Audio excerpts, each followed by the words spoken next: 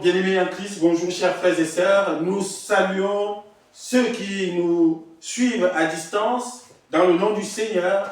Et nous sommes dans la joie encore d'être là cet après-midi pour louer et célébrer le nom de notre Dieu. Nous venons de passer un temps d'adoration, de chant, avec pour thème « Digne est l'agneau ». C'est lui seul qui est digne. Et la parole de Dieu dans le livre d'Apocalypse qu'on a lu d'ailleurs dans cette partie de l'adoration, le chapitre 5, insiste sur le fait que l'agneau est digne. Digne, c'est lui qui doit avoir la puissance, c'est lui la force. Et à chaque fois je me demandais, mais pourquoi? Est-ce qu'il y a besoin d'insister? Mais oui, mais parce que justement, là où on s'attendait à avoir quelque chose de costaud, de fort et de puissant pour venir ouvrir ce livre, on voit venir un agneau. Est-ce que vous imaginez l'agneau? Il vient tout doux, tout tranquille. Là où les gens s'attendaient à voir quelque chose d'extraordinaire. Mais lui est venu un agneau, en plus immolé. Alors la parole de Dieu nous dit, ne vous fiez pas à son apparence. C'est un agneau immolé. C'est un agneau tout doux, tout petit. Mais il est doté de puissance et d'autorité et de force. Et c'est pour ça que l'Apocalypse va toujours nous répéter cela. À lui l'autorité, à lui la louange, à lui la puissance. Il est digne. Oui, c'est lui seul qui a pu ouvrir le livre. Personne dans le ciel, sur la terre, sous la terre n'a été capable d'ouvrir ce livre scellé. C'est lui, l'agneau. Alors, méfiez-vous des apparences. Il est digne. C'est vraiment lui seul. Et le symbole de cet agneau immolé va se voir de manière éclatante à la croix. C'est lui, l'agneau qu'on apporte sur l'autel. Mais il est doté de puissance et de force.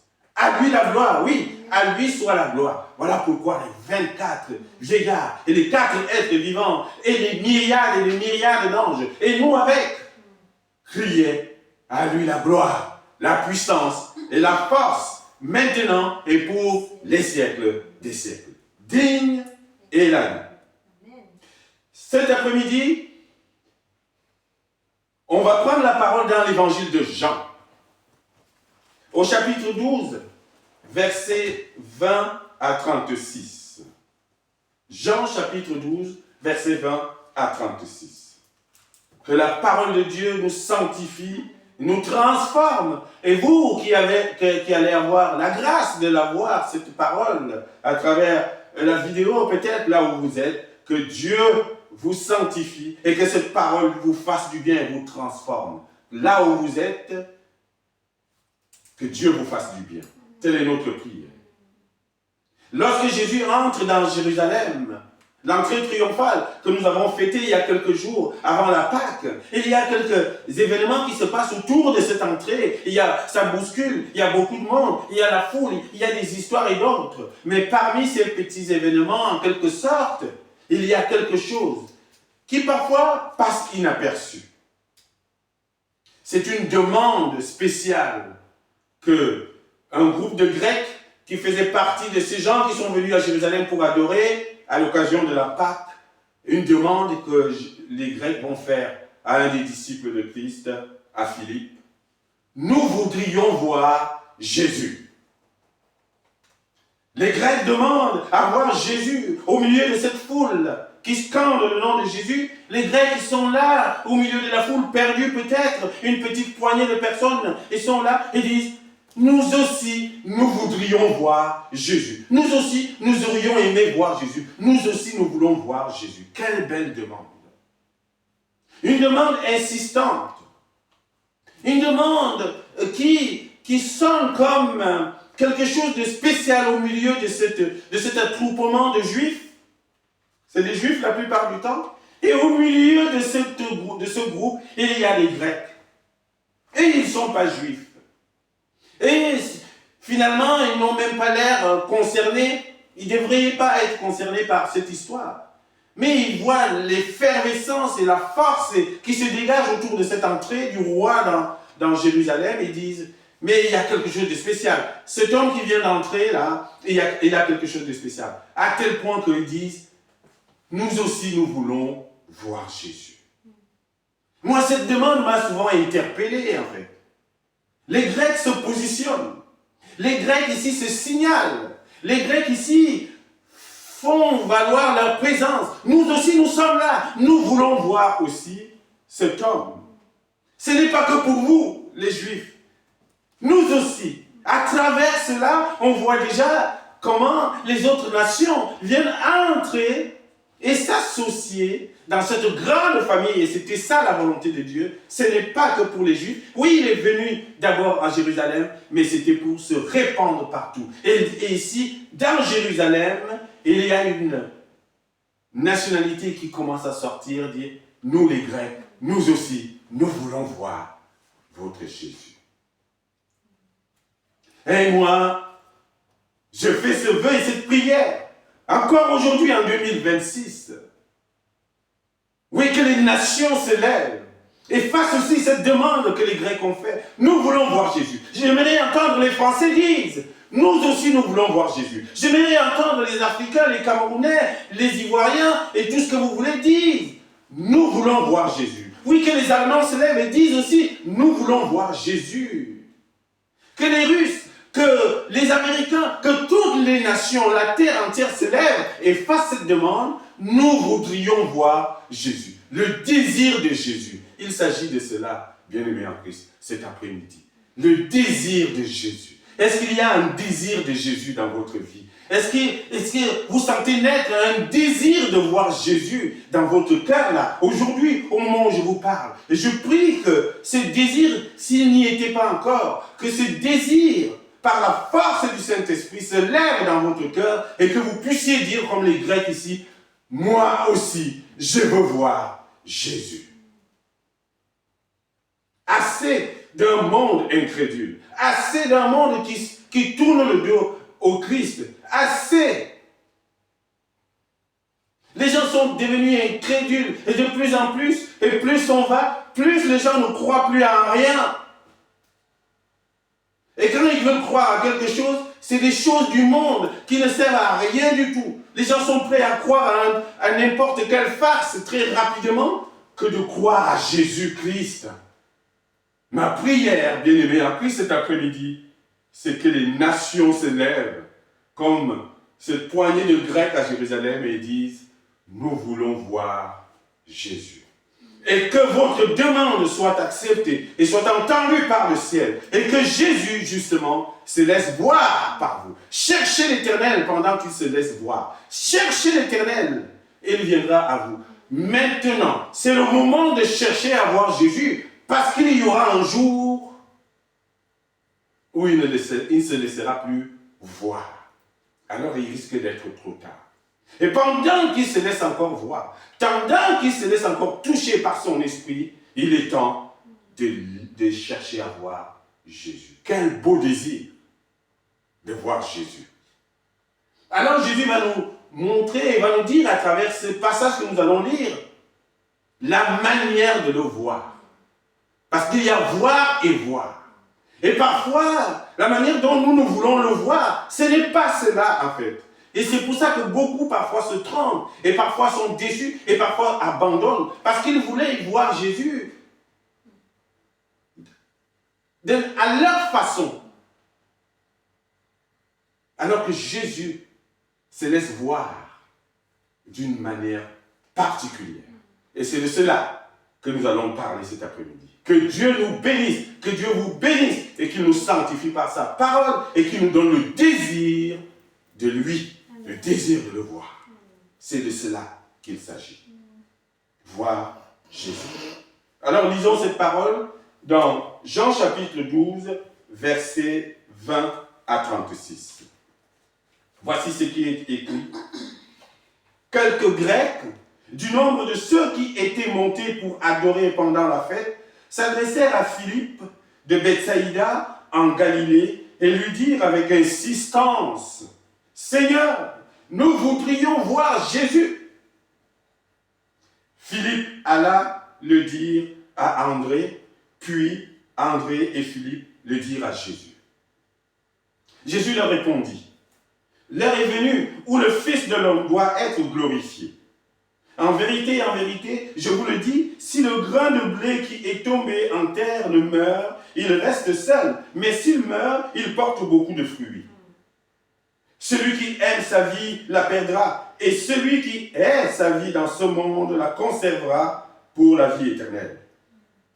Si quelqu'un me sert, qu'il me suive. Et là où je suis, là aussi sera mon serviteur. Alléluia. Amen. Alléluia. Amen. Si quelqu'un me sert, le Père l'honora. Maintenant, mon âme est troublée. Et que dirais-je? Père, délivre-moi de cette heure. Mais c'est pour cela que je suis venu jusqu'à cette heure. Père, glorifie ton nom. Et une voix vint du ciel, je l'ai glorifié, et je le glorifierai encore. La foule qui était là et qui avait entendu disait que c'était un coup de tonnerre. D'autres disaient, un ange lui a parlé. Jésus dit, ce n'est pas à cause de moi que cette voix s'est fait entendre. C'est à cause de vous. Maintenant a lieu le jugement de ce monde. Maintenant, le prince de ce monde sera jeté dehors. Et moi, quand j'aurai été élevé de la terre, j'attirerai tous les hommes à moi. En parlant ainsi, il indiquait de quelle mort il devait mourir. La foule lui répondit, nous avons appris par la loi que le Christ demeure éternellement. Comment donc, dis-tu, il faut que le Fils de l'homme soit élevé? Qui est ce Fils de l'homme? Jésus leur dit, la lumière est encore pour un peu de temps au milieu de vous. Marchez pendant que vous avez la lumière, afin que les ténèbres ne vous surprennent point. Celui qui marche dans les ténèbres ne sait où il va. Pendant que vous avez la lumière, croyez en la lumière, afin que vous soyez des enfants de lumière. Jésus dit ces choses, puis il s'en alla et se cacha loin d'eux. Amen. Voilà la parole que le Seigneur a mis sur mon cœur cet après-midi, bien-aimé en Christ, avec cette belle demande, ce beau désir que manifeste ici le groupe des Grecs à Jérusalem. Je veux voir Jésus, nous voudrions voir Jésus. Et je prie que là où tu es, que tu aies le même désir de voir, de toucher Jésus. Alors oui, face à cette demande insistante, bien sûr, je vous vois déjà, tout le monde attend. Qu'est-ce que Jésus répond à cette question? Parce que Philippe et André vont lui dire, Seigneur, il y a un groupe de Grecs qui vient de nous dire qu'ils veulent te voir. Comment on fait? Comment Jésus répond à cette demande? C'est ça qui est intéressant. On s'attend à ce que Jésus dise, ok, ils sont où? Allez, faites pousser la foule, faites-moi venir les Grecs, que je me présente et qu'ils me voient. N'est-ce pas? On se serait attendu à ça. Moi, je me serais attendu à ce que Jésus me dise, ouais, mais Marcel, tu veux me voir? Me voici. Il se présente. Mais en fait, Jésus ne répond pas directement à la question. Jésus ne leur dit pas, venez les Grecs, venez me voir. Jésus va passer par tout un autre chemin pour apporter la réponse à la question. Et c'est ce chemin-là que je voudrais découvrir avec vous cet après-midi. Et ce chemin nous donne une indication de ce que Jésus entend par le voir. Comment voir Jésus? Qu'est-ce que cela veut dire voir Jésus? Aujourd'hui encore pour nous. Il n'est plus physiquement là. Mais si quelqu'un fait cette demande, moi je veux voir Jésus. Est-ce que Jésus descendra du ciel et il se laissera voir physiquement? Pour l'instant, non. On sait qu'il reviendra. Mais cette demande est pourtant légitime. Mais Jésus va nous expliquer ce qu'il entend par voir Jésus. Et c'est d'ailleurs pour cela qu'il n'ouvre pas la possibilité à ces Grecs de venir le voir physiquement tout de suite, alors qu'il est là devant eux. Parce qu'il voulait qu'on comprenne les choses. Jésus nous amène toujours dans une dimension spirituelle, extraordinaire. Une dimension qui dépasse ce que l'entendement humain peut entendre.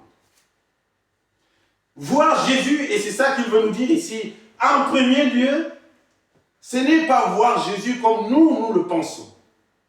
Voir Jésus, c'est voir d'abord le Christ crucifié, l'agneau immolé. Voir Jésus, c'est voir le Messie souffrant.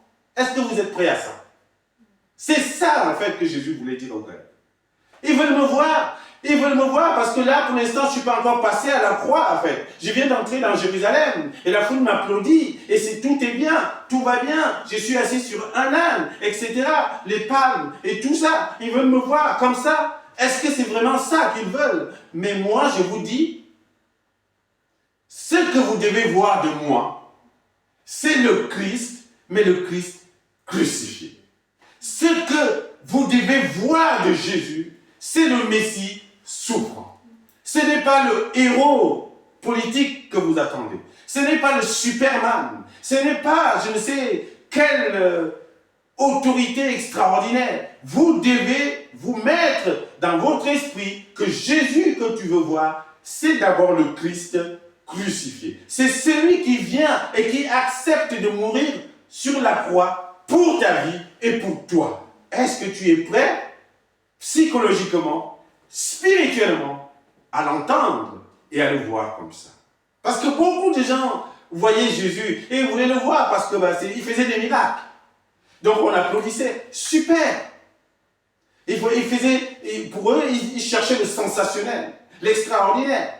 Ah oui, vous savez, il a fait ça, il a guéri un aveugle, il a fait ceci. Beaucoup faisaient des commentaires pour cela.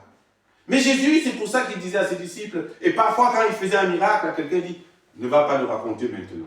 Ou ne dites pas. Quand il sort de la scène de la transfiguration avec Jean, Jacques et Pierre, quand il descend, il dit, ce que vous venez de voir, ne le dites pas. Parce que Jésus voulait qu'on le découvre petit à petit, tout doucement, jusqu'à la croix. Et c'est cette image-là que Jésus veut qu'on ait. C'est le Jésus sacrifié. C'est le Jésus crucifié. Mais crucifié pour qui? Pour toi, pour moi, pour ma vie. C'est celle-là la base de la foi. Jésus ne veut pas qu'on le voie comme un héros, Superman et tout ce que vous voulez. Jésus veut qu'on le voie d'abord comme celui qui est venu se sacrifier par amour pour toi. Ce que Jésus veut qu'on voit de lui, c'est l'amour du Père et qui se traduit par la croix. Voilà pourquoi il n'ouvre pas le chemin tout de suite. Au verset 23, il va dire, Jésus leur répondit, l'heure est venue où le Fils de l'homme doit être glorifié. Nous voulons voir Jésus. Jésus répond, l'heure de ma glorification est arrivée. Mais non, nous on veut te voir. Ils ne comprenaient pas. Verset 32, il dit ceci, et moi, quand j'aurai été élevé de la terre, j'attirerai tous les hommes à moi. Élevé comment? Élevé par d'abord la croix. Le Fils de l'homme doit être élevé d'abord par la croix.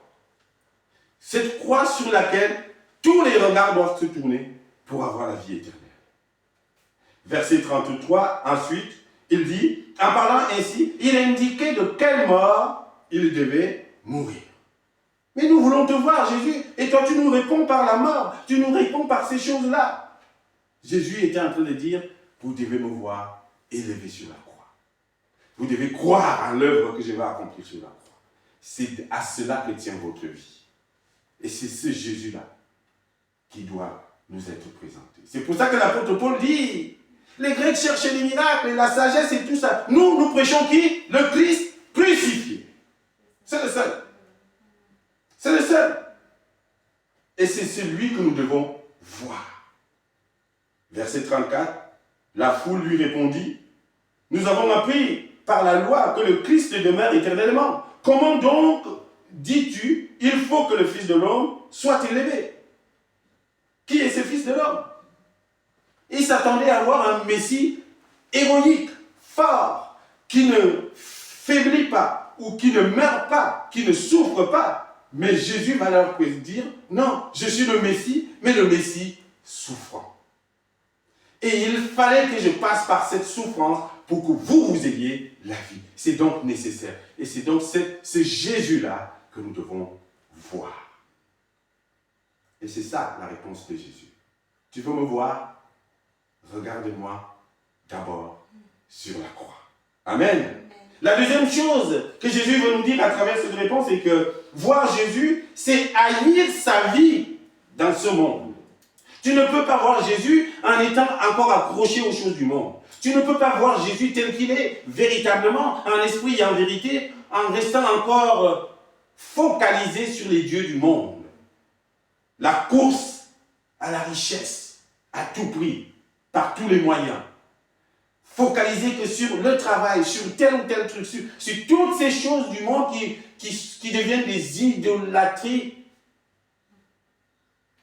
Et tu ne peux pas être là et vouloir voir Jésus. On ne peut pas servir deux maîtres à la fois. Jésus dit, si tu veux me voir, alors commence d'abord par haïr ta vie dans ce monde. Ça veut dire tout simplement à ne pas te focaliser que sur les choses du monde, le matériel, le physique, la chair. Mais tourne tes yeux spirituels vers Christ. Crois en Jésus-Christ. Recherche l'esprit. Recherche les choses d'en haut. Parce que c'est en haut qu'il y a votre vrai trésor. Commence par haïr ta vie pour ce monde. Et alors, tu conserveras la vie éternelle. Tu auras la vie éternelle. Et la vie éternelle, c'est te connaître toi. Le vrai Dieu est ton Fils, Jésus, que tu as envoyé. C'est ce que Jésus nous dit encore dans Jean, chapitre 17, verset 3. Donc c'est comme cela que nous devons voir Jésus, en restant focalisés sur les choses spirituelles, sur la parole de Dieu. En fait, crois en Dieu. Voir Jésus, troisièmement, c'est le servir. C'est le servir et le suivre. Si tu veux voir Jésus aujourd'hui, si tu veux toucher du doigt son esprit, si tu veux ressentir son expérience et sa présence dans ta vie concrètement, alors rentre dans le service. Serre-le et suis-le. Parce que c'est là où Jésus se trouve, c'est là que se trouve aussi son serviteur. Tu veux voir Jésus? Tu veux être à côté de lui? Serre-le. Voici ce qu'il dit au verset 26. Si quelqu'un me sert, qu'il me suive. Et là où je suis, là aussi sera mon serviteur. Alléluia. Quelle gloire, quelle grâce de savoir que moi qui sers le Seigneur Jésus, toi qui sers Jésus-Christ, tu es à côté de lui. Tu es près de lui. Et tu le vois. Et tu le touches par l'esprit et par ta foi. Soyons des serviteurs bien-aimés en Christ. Soyons des servantes bien-aimées en Christ. Soyons des ministres de Christ. Et alors, oui, nous le verrons. C'est ça la réponse de Jésus. Les Grecs veulent me voir. Est-ce que vous êtes prêts à me servir? C'est ça que Jésus veut dire. Tu veux me voir là où tu es là? Est-ce que tu es prêt à me suivre? Et suivre Jésus, ça coûte. Suivre Jésus, ça demande des sacrifices. Ce n'est pas pour vous faire peur, mais ça demande, ça a un prix. Mais ce prix est supporté encore par Jésus lui-même. Et vous facilite la vie. N'ayez pas peur de suivre Jésus. Et n'ayez pas peur de le servir. Là où je suis, là aussi sera mon serviteur. Alléluia. Si quelqu'un me sert, vous voyez les avantages à servir Christ. Si quelqu'un me sert, voici la récompense. Le Père l'honorera. Dieu t'honore parce que tu sers Christ. Tu es honoré, glorifié, honoré par Dieu, par le ciel, parce que tu es serviteur et servante de Christ. Soyons des serviteurs. Et nous verrons Christ. Et nous expérimenterons Christ. Et le Père, le ciel, nous honore. Alors n'hésite plus, mon frère, ma soeur. Entre dans le service. Entre dans le ministère. Voir Jésus, c'est le servir et le suivre. Même si le suivre, c'est un sacrifice. C'est un coût, mais ce coût c'est encore lui qui le supporte, parce qu'il est passé par la croix. Bien-aimé en Christ, voir Jésus, c'est voir le Père. C'est voir le Père et voir sa glorification. Qu'est-ce que Philippe dit à Jésus au chapitre 14, quelques chapitres après? Jésus leur dit, mais je vais auprès de mon Père, je vais là où je vais, vous ne savez pas, vous ne pouvez pas me suivre, vous ne connaissez pas le chemin, etc. etc. Et Jésus, dans la suite de la conversation, il va continuer à dire, je suis le chemin, la vie et la vérité. Et Philippe, lui, il veut des raccourcis. Philippe lui dit, mais non, Seigneur, montre-nous le Père, direct. Montre-nous le Père. Et la réponse de Jésus est claire. Philippe, depuis le temps que je suis avec toi, tu ne me connais pas. Je t'ai dit une chose. Celui qui m'a vu a vu le Père. Donc voir Jésus, c'est voir Dieu. Quand tu acceptes Jésus dans ta vie, en fait, comment tu vas le voir? Par la foi que tu places en lui. Et alors, le ciel s'ouvre. Le ciel s'ouvre et tu vois le Père. Voir Jésus, c'est voir Dieu. Et voir Dieu, c'est voir aussi comment Dieu est glorifié par le Fils. Et comment Jésus a glorifié son Père en allant jusqu'au bout, en allant à la croix, en accomplissant la mission pour laquelle il a été envoyé. Le Père est glorifié. Versets 27 à 30. Voici ce qu'il nous est dit.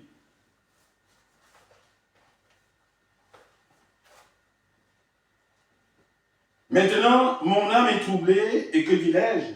Père, délivre-moi de cette heure. Mais c'est pour cela que je suis venu jusqu'à cette heure. Père, glorifie ton nom.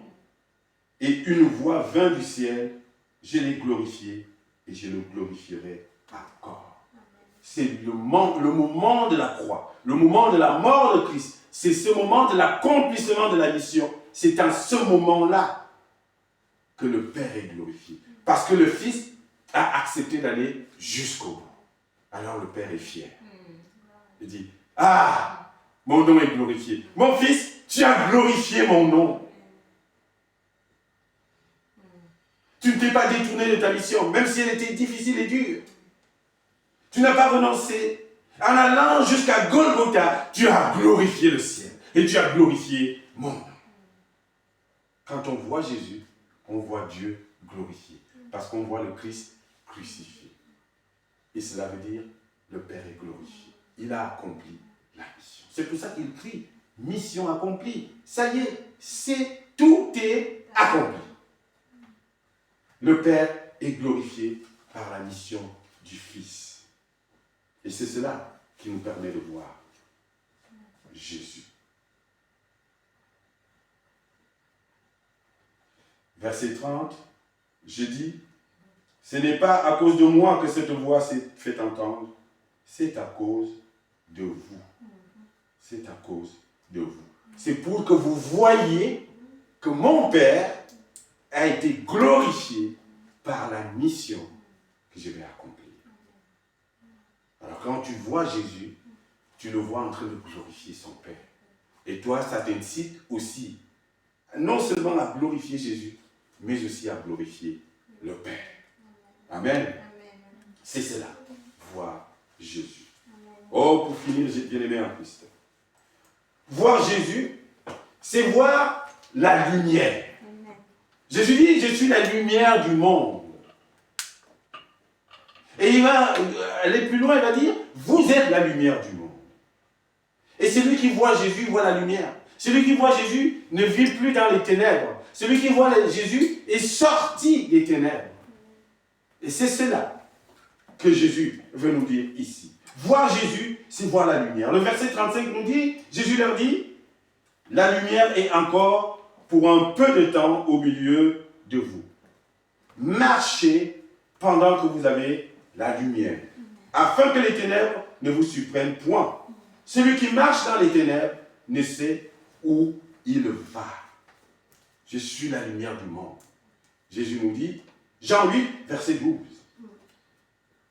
Et dans Matthieu chapitre 5, verset 14, il rajoute, en parlant de nous, vous êtes la lumière du monde. Parce que nous prenons cette lumière de la vraie lumière, c'est-à-dire Jésus-Christ.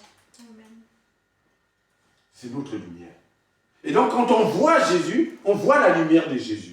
Et on marche dans la lumière. Ça veut dire, on marche dans la vérité. On marche dans la transparence. On ne fait plus dans les coups bas. On ne va plus chercher des calomnies et des choses derrière. Parce qu'on est déjà dans la lumière de Jésus. Alors on marche en transparence et en toute vérité. C'est cela, voir Jésus. C'est ce que Jésus voulait dire aux Grecs. Est-ce que vous êtes prêts à marcher en toute transparence, sans corruption, sans calomnie, sans faux coups, sans les coups bas? Si oui, alors oui, vous m'avez vu. Parce que Jésus est lumière. Et tous ceux qui marchent avec lui marchent dans la lumière. Et vous devez voir cette lumière maintenant. Est-ce que tu crois en la lumière de Jésus? C'est la question qu'il pose. Tu veux me voir? Alors, vois ma lumière. Et crois en cette lumière-là. Jésus nous dit quelque part ailleurs, la lumière est venue dans ce monde et le monde ne l'a point connue. Mais il y a tous ceux qui l'ont reçu. Il a donné le pouvoir d'être enfant de Dieu. Tu veux être enfant de Dieu? Tu veux voir Jésus? Vois et accepte sa lumière. Crois en sa lumière et marche dans la lumière. Alors, il te dira, oui, mon fils, ma fille, tu m'as vu. Et c'est le moment de choisir cette lumière. Parce qu'il y a un jour, et c'est par là que Jésus finit, et c'est par là que je finirai bien aimé en Christ. Il y a un jour où cette lumière, vous ne la verrez plus. Ce sera le jour de la fin. Ce sera le moment de la fin. La parole nous dit, ce moment-là, il y aura des ténèbres en plein midi, comme au moment où Jésus expirait aussi sur la croix. Donc, marchez dans la lumière pendant que la lumière est encore au milieu de vous. C'est ce que Jésus veut te dire cet après-midi. Toi qui vis dans les ténèbres, il est temps de sortir du péché et de venir voir celui qui est lumière. Et c'est lui qui éclaire ton chemin. C'est lui qui éclaire tes sentiers. Beaucoup de gens recherchent le sens à leur vie. Ils sont perdus, ils tournent en rond. Mais parce que vous n'avez pas encore vu la lumière. Celle qui éclaire le chemin. Alors tes choix seront clairs. Tu ne seras plus là en train d'hésiter, en train de tourner en rond. Qu'est-ce que j'ai fait? Où je vais? Comment j'ai fait? Quel projet? Et tout ça. La lumière de Jésus va t'éclairer. Voilà pourquoi le psaume 109 nous dit, 119, verset 105. Ta parole est une lampe à mes pieds, une lumière sur mon sentier. Avec une telle lumière, tu ne peux plus te perdre. Avec une telle lumière, tu vas avoir des choix clairs. Avec une telle lumière, tu cours vers la réussite. Avec une telle lumière, tu ne vas plus tâtonner. Non, avec une telle lumière, tu ne risques plus de te prendre un mur en face. Mais celui qui reste et demeure dans les ténèbres, lui, il risque la chute. Alors oui, Éphésiens nous le disait, l'apôtre Paul, Éphésiens 5, verset 8. Autrefois, vous étiez ténèbres, et maintenant, vous êtes lumière dans le Seigneur. Marchez comme des enfants de lumière. Que le Seigneur nous aide et vous aide à rechercher la lumière de Christ, à croire en cette lumière et à marcher dans la lumière. Alors oui, vous aurez vu Jésus. Et votre désir de voir Jésus, je prie qu'il soit encore plus grand, plus puissant aujourd'hui. Et que tous là où vous êtes, toutes là où vous êtes, que vous vous leviez, comme les Grecs ici, vous dites, nous sommes là, nous voudrons voir Jésus. Amen. Amen.